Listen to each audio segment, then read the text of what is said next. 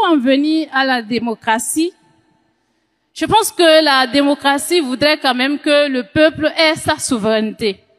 Et au nom de cette souveraineté, elle voudrait quand même aussi qu'il y ait de la contradiction politique. Mais c'est amer de constater aujourd'hui que la contradiction, en tout cas les voix qui ne disent pas forcément, qui n'ont pas le même langage que le gouvernement, se retrouvent soit en exil, soit en prison. Ils ont évoqué le débat. Je voudrais véritablement que, pour que cette démocratie-là puisse régner, qu'on puisse véritablement laisser la contradiction régner et libérer la parole en République du Bénin. Je vous ai une fois écouté parler, dire que vous êtes panafricaniste.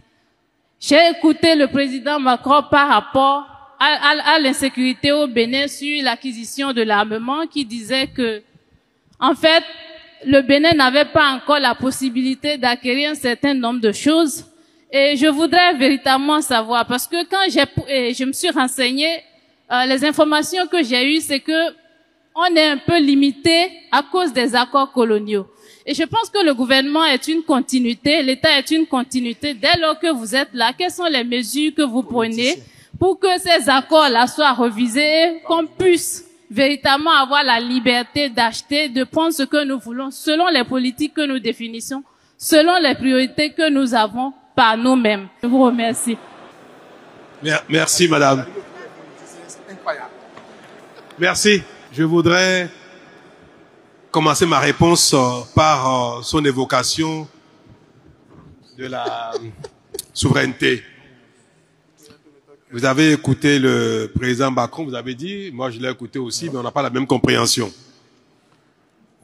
En termes de souveraineté, et ça c'est important, et je voudrais que la jeunesse béninoise comprenne ce mot, et utilise ce mot, pas comme malheureusement on l'entend de toutes parts, où souveraineté veut dire simplement insulter l'autre, dire qu'il y a des colons, des impérialistes partout, et que nous ne sommes pas développés à cause des autres.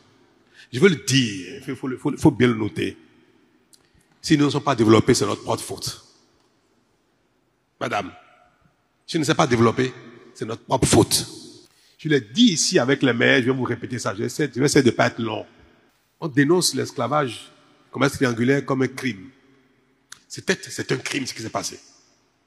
Où les forces vives du continent ont été déportées pour aller développer l'Amérique.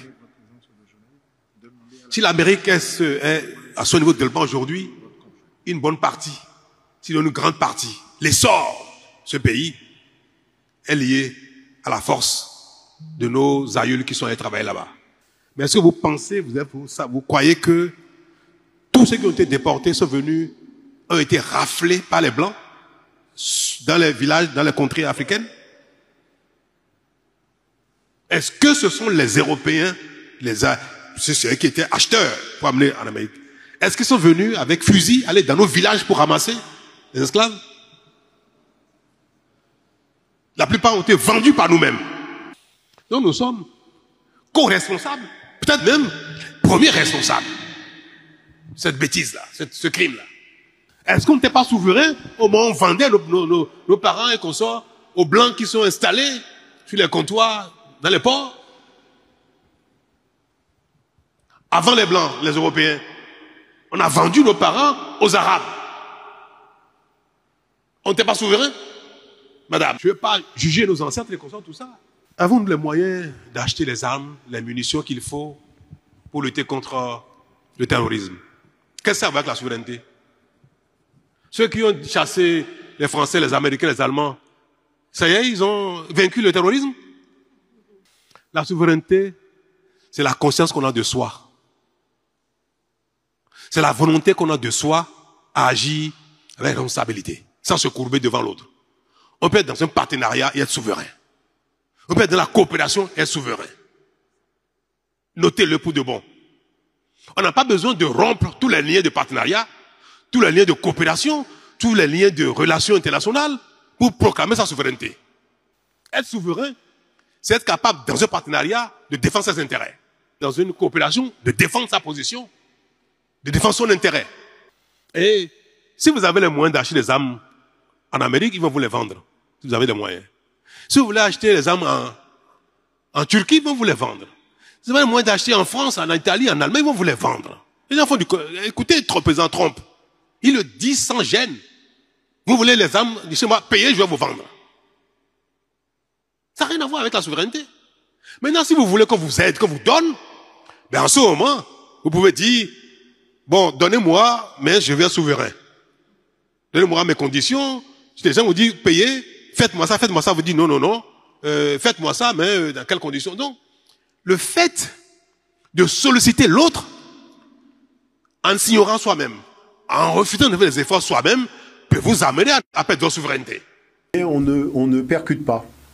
Parce que là, il y a justement un retard au démarrage qui a été pris dans la bonne direction à donner à l'histoire, c'est-à-dire rendre aux Européens la paternité de cette affaire-là et leur expliquer que quand vous êtes venus en Afrique, vous n'avez pas vu d'esclaves. Alors, c'est vrai que c'est assez particulier.